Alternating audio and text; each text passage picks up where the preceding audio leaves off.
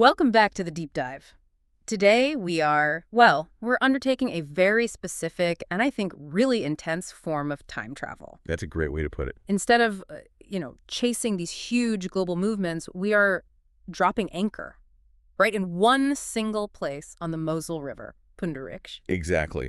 And we're analyzing an incredibly dense, charged 15-year period from 1933 all the way to 1948. And this is where you see the massive forces of national upheaval. I mean, huge world-changing forces just slam directly into the profoundly local, the daily, and the personal challenges of a small, vine-covered community. That's right. Our whole focus today is on that micro-history. We're observing the macro forces of the era, totalitarianism, war, economic collapse. But we're doing it through the highly detailed, often uncompromising records of the Pontaricum Chronicle. And personal family records, too. And the personal family records gathered by Winfried Schneiders, which are just invaluable. Mm. So our mission here isn't just to, list events. It's to trace the excruciating moral cost of economic survival. And we're guided by a very stark motif for this. We are. It's economic seduction versus moral corrosion. Mm-hmm. The fundamental question we're examining for you is this terrible exchange of what the sources themselves call bread against the soul. Bread against the soul. Okay, let's unpack this journey. We've got a stack of primary source details here that give us specific names, addresses, and crucial economic indicators. I mean, things like the cost of a tractor or a barrel of wine in 1948. Right. Real, tangible details. So we're going to move through 5 distinct phases. We'll start with the almost instantaneous financial relief that the new state system brought in 1933. Then we'll have to look at the deep moral trauma that very same system inflicted. From there, we'll chronicle the chaos of war, the final siege that came right to their doorstep, and then finally, this dramatic economic reset in 1948 that completely redefined the town's future. It really is a compelling human story. Yeah. It just demonstrates so clearly how quickly survival instincts can be weaponized. It seems to reveal how the promise of a full cellar and a stable income was, for some people at least, potent enough to overshadow the destruction that was literally happening just down the street. It's a study in proximity and compromise, a really stark one. So let's begin where the Chronicle does, at that turning point in 1933. The new era was literally heralded by a dramatic visual. It was. The symbolic Fackelzug, the torch procession, on January 30, 1933, the very day Hitler was appointed chancellor. And what's immediately important about this procession, this local event, is who was in it. Exactly. It wasn't just, political militants or the hardcore party members. The sources are very clear. The local fire department and the SA were visibly involved, marching side by side. The fire department. Yes. And that's a huge signal to the villagers. It says that established civil institutions, the people who put out your fires, the people who help in emergencies, are immediately integrating themselves into this new state order. So the line between the community and the regime was just instantly blurred. Instantly. And that potent symbolism, it landed on very fertile ground. You have to remember that the preceding era, the Weimar Republic, had been one of chronic, grinding economic hardship for this region. Right. To really grasp the here seductive power of what was offered in 1933, you have to rewind and remember Pontaricum's long history of instability. It's so important. Mm-hmm. The source material shows that the economic misery wasn't new. It was systemic. It had been going on for generations. We have records from the mid-19th century long, before Weimar, showing that even well-established families were struggling and, in many cases, emigrating because of just catastrophic conditions. This wasn't a temporary downturn then. No, it was a chronic feature of life in the Moselle Valley. The local economic distress was always there, simmering under the surface. We see records of the Simonis and Holton families facing severe issues, and there's a specific example, Caspar Simon, who left for North America in 1853. Yes, and we also have details of race family members going to Brazil in the 1850s. The family books paint this picture of just utter desperation. And the journey itself highlights the stakes, doesn't it? It really does. Imagine this, 50 long days just for the overland part of the journey between Rio de Janeiro and San Leopoldo. 50 days to arrive in what the source describes as a half-wild land. All because they simply couldn't make a sustainable living at home. Couldn't feed their families. Yeah. And this systemic fragility, this constant fear of market collapse for their wine, it created the perfect environment for acceptance of any structure that promised stability in 1933. Any port in a storm. There's a quote in the source material that it's heartbreaking. It's from a carpenter named Klein from a nearby village, Gmunden, and he's writing a request for emigration. It's incredibly powerful. He states, "I see myself no longer in a position to be able to feed my wife and the 8 children. Here are still 2 other carpenters in the village, and there's such a shortage of money that no one lets anything be made anymore." And then comes the crucial part. So that in the direst need, one might be tempted to resort to means that are forbidden. That is the sound of total moral and economic despair. The kind of despair that forces you to consider, well, forbidden means just to feed your children. Exactly. And that pre-existing deep-seated anxiety Yeah. is precisely what the new regime capitalized on, specifically targeting the wine economy. So how did they do it? What was the mechanism? The key mechanism, and this is so crucial to understanding the speed of compliance, was the introduction of the Weinpatenschaften, wine sponsorships. Wine sponsorships. What does that mean practically? These were centrally managed market orders. They were established between Moselle towns like Pontaricum and industrial cities in the west and the Ruhr area. Ah, so they had guaranteed buyers. Suddenly, yes, they had guaranteed sales. This instantly stabilized the historically volatile sales that had plagued them for a century. The chronic uncertainty of the Weimar years was simply erased, Just gone. gone, overnight. And the numbers involved, they showed just how overwhelming this mechanism was. The sources tell us that the industrial cities of Iserlohn and Gladbeck became patrons of Pontaricum. Let's just focus on the scale of the Iserlohn purchase alone. Okay, so the Chronicle highlights that Iserlohn alone purchased an astonishing 60 footer of Pontaricum's patron wine. 60 feuder. Now, to grasp the scale of that, what exactly is a feuder? A feuder is a massive traditional wooden barrel. It typically holds about 1,000 liters. 1,000 liters. So Iserlohn guaranteed the purchase of 60,000 liters of wine from this one small town. 60,000 liters. And if we look at the total distribution for Pontaricum, which included 6 larger cities in this sponsorship program, the grand total was 160 feuder. So Iserlohn, just one city, accounted for over a third of the town's entire guaranteed distribution. That's right. This wasn't some marginal subsidy. This was a massive guaranteed economic boost. And it flowed directly into the pockets of local Windsors. Like members of the Dahm family, we have a name here. Albert Eloys, born in 1909. Exactly like him. For these families, whose livelihoods had been perpetually at risk, this was an instantaneous infusion of capital and, just as importantly, confidence. It created, as the Chronicle puts it, an artificial high spirits. It's easy to see why. They were directly correlating the new state structures with prosperity. The bread was suddenly abundant. The stability wasn't an abstract political idea. It was a guaranteed contract. It was a check in hand, ensuring the next harvest would sell. And this economic participation, it was then reinforced and celebrated through highly visible cultural activities. The sources mention these propaganda tract and fests. Right, traditional costume festivals. They were designed to link this kind of rural folk tradition with the new national movement, to make it all feel organic and natural. And we have a remarkable anecdote from September 1936 that shows just how deeply successful this economic integration was. We do. The Pontaricum Windsor dance group, which performed at these festivals, they were so fully booked and committed to their appearance in their patron city, Iserlohn, that they actually had to decline a separate performance request. And who was the request from? That's the key detail, isn't it? It was from the German Labor Front, the Deutsche Arbeitsfront Administration, in a town called Penny. So they turned down a key propaganda arm of the state itself. They did, because they were already fulfilling their commitment to their economic patron, Iserlohn. Wow. That illustrates a very practical reality then. The town's primary focus was maintaining this hugely beneficial, stabilizing relationship. Of course. They saw the wine festival in Iserlohn as the most critical form of propaganda because that's what ensured the flow of capital. The initial price for the bread seemed, well, it seemed entirely worth it. But I find myself questioning how. How immediate was that overshadowing? Did the average Windsor truly just block out the destruction happening down the street, or was it a conscious, daily decision to ignore the moral costs? That is precisely the ethical wall we run into, and it's a hard one to look at. Because that economic boom for the Windsors was built upon a moral foundation that was already crumbling. It was. And the source material provides a searing, specific case study of that collapse. The Pontaricum Chronicle and the family records give us this truly painful account of the Geisel family. It just illustrates how the system functioned by isolating and destroying respected members of the community while everyone else benefited. Leopold and Helene Geisel were not newcomers. This is critical. They were part of an old, respected Pontaricum lineage.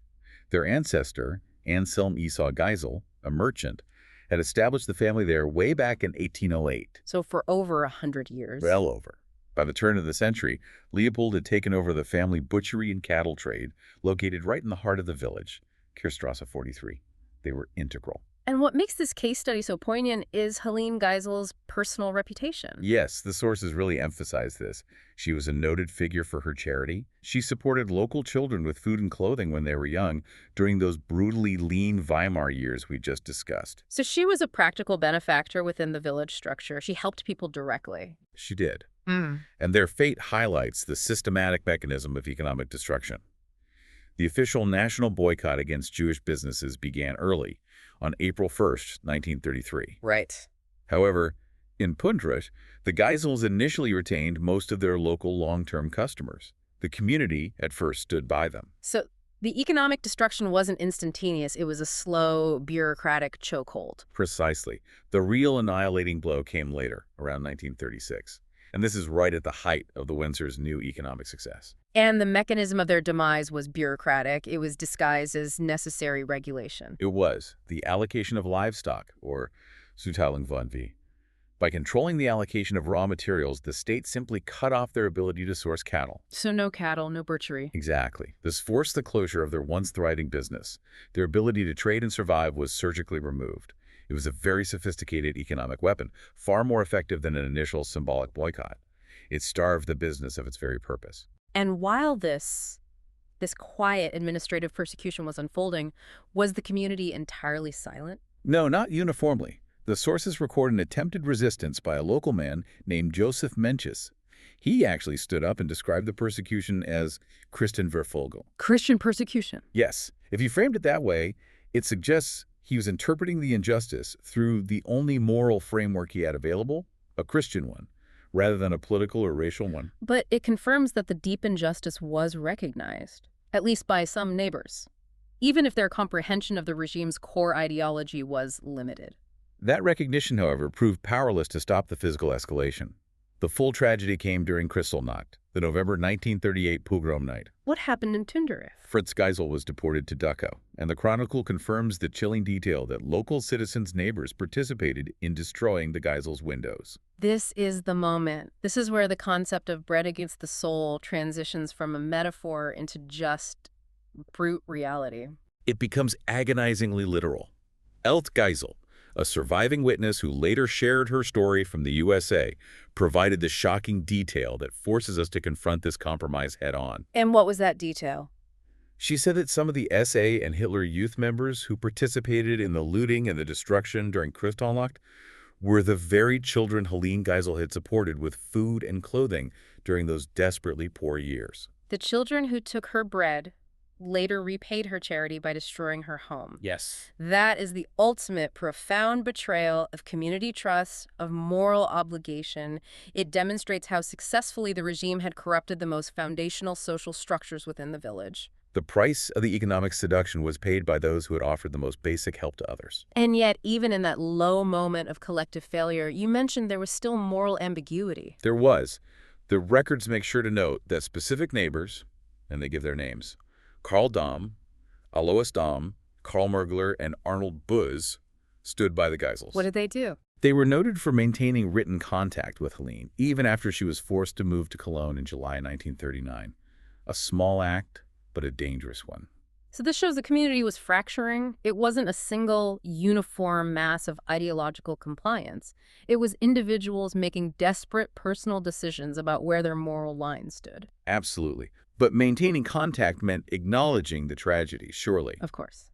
And the Pontaricum Chronicle later described the resulting feeling among those who remained, who witnessed this destruction, as collective shame. Collective shame. That concept is so crucial. It's not just individual guilt or regret. It's the profound shared understanding that a moral boundary was crossed and the community failed to protect its most vulnerable members. And that shame, our sources tell us, was a deep psychological wound that the community carried forward for decades. And tragically, despite the resistance from some and the shame from others, the system worked as intended.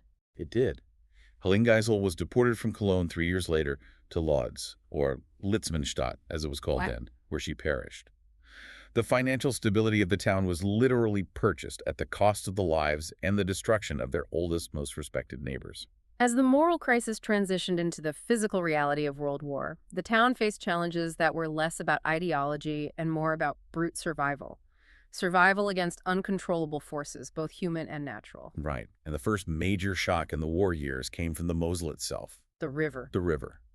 The early war years brought an intense natural disaster that interrupted that artificial stability of the regime.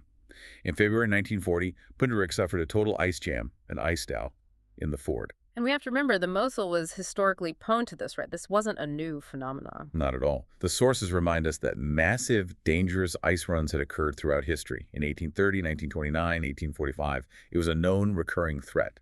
But the 1940 jam was catastrophic for the infrastructure. How so? It wasn't just flooding the banks. No, it was much more destructive. The ice destroyed the essential equipment.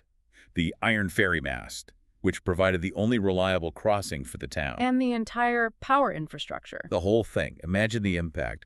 In the middle of a brutal winter, the village loses its means of crossing the river, and it loses its power. So no electricity for heating, for lighting, or Perfect. critically, for running the essential pumps and motors needed for the wine cellars and the water supply?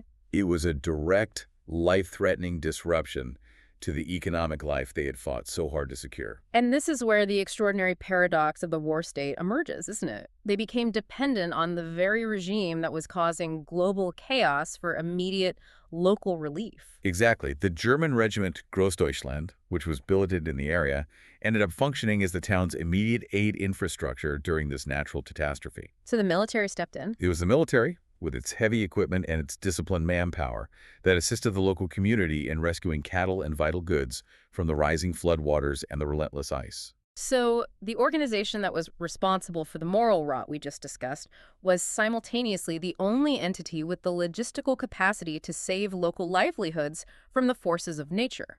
It's a strange, pragmatic symbiosis, Oh. and it creates a profoundly difficult psychological reality for the local population. How do you reconcile the moral failure of the state with the fact that its immediate physical presence saved your cattle and potentially your farm? It must have strengthened local loyalty to the regime, even if it was a purely pragmatic loyalty based on infrastructure and emergency response. I think so. They were relying on the military's capacity, even as that same military was responsible for the increasing casualties in their community. And speaking of continuity amidst chaos, despite the escalating war and the resource drain, local tradition attempted to serve as an anchor. The family records mention a major event in 1941. They do. The golden wedding anniversary of Jacob Sawyerus and Caroline Simon on January 20th, 1941. 50 years of marriage. Celebrating 50 years of marriage in a local community, under those increasingly uncertain circumstances, was a huge public statement. It was a desperate attempt to grasp onto something enduring, something stable, the family unit, the longevity of commitment, while everything around them was dissolving into chaos and mobilization. It's a reminder that even as the war machine was ramping up across Europe and the technical infrastructure was constantly threatened by nature, people still needed to celebrate. They still needed to affirm tradition. They still needed these anchors of stability. It serves as a brief, shining counterpoint of human resilience right before the full storm of global conflict broke over the Moselle Valley. As the war years ground on, stability relied less and less on tradition and more on pure technical functionality. The maintenance of basic services became a constant struggle against relentless decay and resource starvation. This is where the local technocrats literally kept the lights on. The role of specific skilled labor was absolutely critical then, and it functioned as a protective shield against military service. It did. We find the story of Albert Schneiders, born in 1920, known locally as Mini-Alb. Because of his indispensable technical skills as an RWE fitter, that's the energy utility, he was designated UK Gestalt. UK's Schelt. What does that mean exactly? It means he was reserved from front service, deemed essential to the home front. Why was he so indispensable? What was his daily job? His job was maintaining the entire local power grid and, crucially, the essential motors needed for the Windsors and for basic utilities. He was fighting against the general collapse of infrastructure and the lack of resources that plagued Germany late in the war. So you're talking about a daily grind of motors failing due to lack of oil, copper wires needing repairs, transformers overloading. All that. Yeah. He was the only one who could handle this highly specialized repair work. His technical knowledge granted him a privileged, life-saving status. It really illustrates how civil necessity could trump the ideological drive for frontline manpower. He was literally the man preventing the entire economic system, which they had compromised their souls for, from failing on a technical level. Yes, his ability to keep the civil infrastructure functional was arguably as important as the military presence in maintaining local morale and function. But that skilled labor couldn't stop the human cost, of course. And the cost was immense. Our sources provide chilling specifics that really underscore the war's personal, devastating impact on this small community. We have to list these losses to understand the scale of the sacrifice. Robert Booz died on August 5, 1941, in the vast expanse of Russia. Ludwig Schneiders fell in the North Africa campaign on December 15, 1941. Hermann Schaeffer died on the Eastern Front, December 13, 1942. Likely during the brutal fighting related to the Stalingrad campaign or its aftermath. Then Peter Scheer was reported missing near Luga-Pleskow on April 22, 1944. These losses were frequent, they were geographically dispersed, and for a small town, they must have been psychologically shattering. And this brings us to one of the most poignant details recovered in the family records, a photograph. It's of young soldiers on home leave in 1941. I've seen this photo. It captures 6 young men, smiling, full of life. Buss, Hupp, Schneiders, Albert Simonis, Felix Simonis, and Robert Simonis, who was holding an accordion. It's the ultimate small-town yearbook photo, isn't it? Frozen in a brief moment of peace. It is. And the accompanying historical analysis delivers the heartbreaking truth. Out of those 6 pictured, only Robert Simonis, the one with the accordion, survived the war. Only one. The rest were killed across various fronts between 1941 and 1944.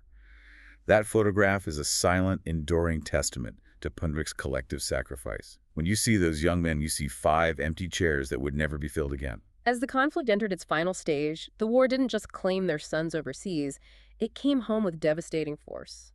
Pontaricum, despite its relative isolation in the Moselle Valley, became a critical strategic target. And the reason was purely logistical. The strategically vital Moselle Railway Bridge. So that's what the Allies were after. Yes. The viewing tower on the Prinzenkop, a local landmark built back in 1899, was co-opted and used by Allied bombers as a marker to target that bridge. So a local landmark became a military target. A bullseye. The German military tried to save the structure by partially dismantling the tower to make it less conspicuous, but the efforts were too late. It was so badly damaged that, to prevent any further structural collapse, American forces ultimately blew up the remaining portion after the fighting, reducing it to its foundation walls. And the worst of the bombing damage occurred late in the war, you said. December 30th, 1944. During the period of the final German counteroffensives, the destruction within the town was massive. Leo Blum's house was completely destroyed. Clemens Busch's house was 70% destroyed. 70%. And Andrew's house was ruined. And a level of danger was confirmed when, days later, a blind grenade was discovered deep in the cellar, just proving how immediate and pervasive the threat was. So the danger was no longer abstract. And then, from Tuesday, March 13, 1945, Pontaricum became a direct combat zone. A literal battlefield. We have striking accounts of this ground battle. Granite struck the church tower, the church roof, the Marienkapelle. And even the local pastor was hurt. Pastor Philip Grafe. He was wounded by shrapnel in the parish garden during the fighting. And the sources suggest that some of these strikes were retaliatory. What do you mean? They were triggered when curious local citizens were observed trying to watch the fighting through binoculars from high vantage points, like the church tower. That blend of civilian curiosity and immediate deadly military response is just, it's terrifying. But the fiercest and most costly ground combat happened just outside the town in the Grabachwald area on March 16th, 1945. This was a critical engagement. It was. A small encircled German unit made a desperate final stand against the advancing U.S. 354th Infantry Regiment. Why such fierce resistance so late in the war? Was it fanaticism? It was often due to that, or simply units that had nowhere left to retreat. And the confrontation was bloody. It resulted in civilian casualties. But the sources also uncover a grim detail about the immediate aftermath. The American records indicate that near the eventual war cemetery site, captured German soldiers had their heads struck in, suggesting the extreme violence and brutality of the final hours of the conflict in this region. The war had degenerated into pure desperation and revenge, right on Pontaricum's soil. Once a hiding ended, the transition to peacetime was chaotic. Pontaricum first fell under the brief control of the U.S. Army, but then it quickly transitioned to the French administration in March 1945. And this ushered in a period of intense scarcity, known as mangle and random, arbitrary hardship. The experience under French occupation was one of vulnerability then. It was. The sources describe French soldiers stealing potatoes from family attics, which reflects the overall food shortages faced by both occupiers and occupied. But what stands out more are the reports of Rainer Wilker. Pure arbitrariness. Yes, one specific account details a resident who was trying to retrieve stored wood or essential supplies for survival, and he was routinely beaten by French soldiers. For no reason. The source says, out of pure arbitrariness. This wasn't military necessity. It was simple, random violence designed to maintain dominance. So every essential errand, every trip for resources carried a physical risk.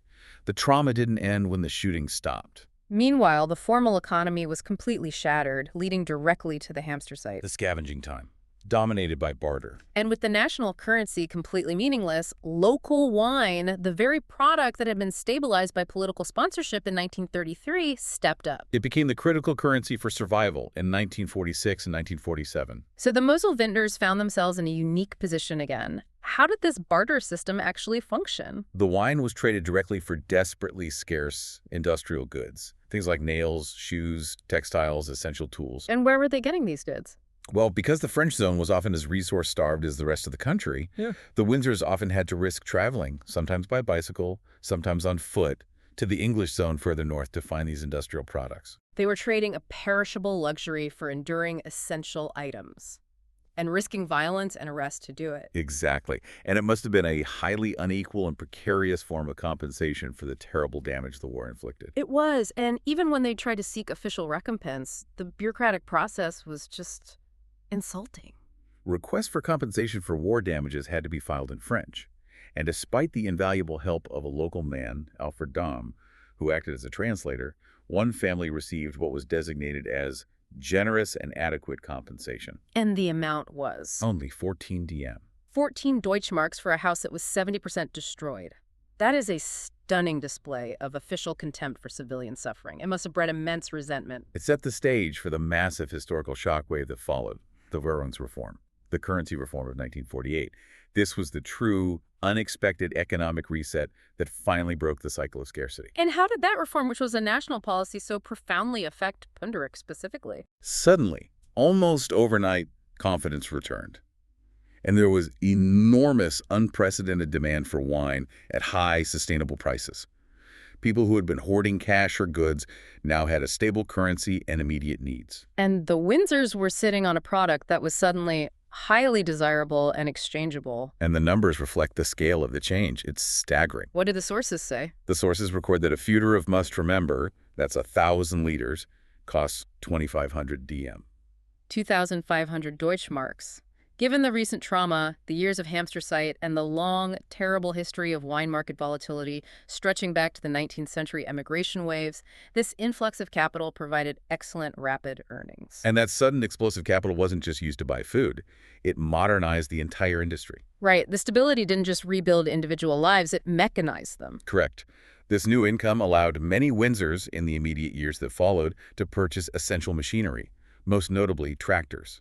This enabled the rationalization and modernization of their work. So the chronic economic instability that had haunted Pontaricum for over a century was finally and violently broken by a stroke of central banking reform. It was. And the period closes with that final necessary reflection in the chronicle. The memory of the Verwey's stew. The empty chairs. Of the Dahm, Simonis, and Schneiders families. The new economic stability was purchased not just with the moral compromise of 1933, but with a terrible, unquantifiable human price paid on the battlefields. The town was now poised for the Wirtschaftswunder, the economic miracle. But they carried 5 years of collective trauma into that prosperity. So what does this highly detailed, localized history of Pontaricum mean for you, the learner? This story, spanning 1933 to 1948, serves as a stark, encapsulated example of how immediate economic survival can force deep, scarring moral compromises. The economic structures of the Nazi regime, those guaranteed wine sponsorships, they solved the chronic bread crisis that had plagued the region since the 19th century. But this relief came explicitly at the cost of the soul. As the devastating fate of Helene Geisel and the betrayal by the very children she had helped so vividly illustrates, the trade-off was brutal and immediate. And conversely, the speed of the post-war economic healing is astounding, especially when you contrast it with the tragedy of the Geisel family and the extensive war losses. And we have to acknowledge that key infrastructure was preserved through the war by those local technocrats like Albert Schneiders, the RWE fitter, who were deemed indispensable. Exactly. That functional infrastructure, combined with the immense stability and demand unleashed by the 1948 currency reform, positioned the town perfectly for the subsequent boom. They were economically prepared for recovery because their functional capacity was maintained. The community, having witnessed its own complicity and its own suffering, had to find a way to reconcile with that history. And our sources show they made a physical, lasting acknowledgement of the cost. They did. Shortly after the war, a large crucifix was erected in the church interior. The Holzkreuz, the wooden cross, was crafted by the local Shriner, Edmund Simonis, and the copper corpus was provided by the wounded pastor Grafe. And it was explicitly dedicated to the war victims. This serves as the lasting, quiet reminder that no amount of economic success, no matter how rapid or transformative the 1948 boom was, can ever fully compensate for collective trauma and the loss of innocence. It is a monument to their collective shame. The question the community wrestled with, even as they mechanized their vineyards and entered an unprecedented age of prosperity, was this. What does it truly take for a town to move past that deep, shared sense of moral failure and genuinely reconcile its history? That legacy of compromise and loss, it doesn't just vanish because a feuder of must now sells for 2,500 DM. A powerful thought to leave you with. When does the memory of moral compromise finally cease to haunt economic gain? Until next time, when we continue the deep dive into the stories that history leaves behind.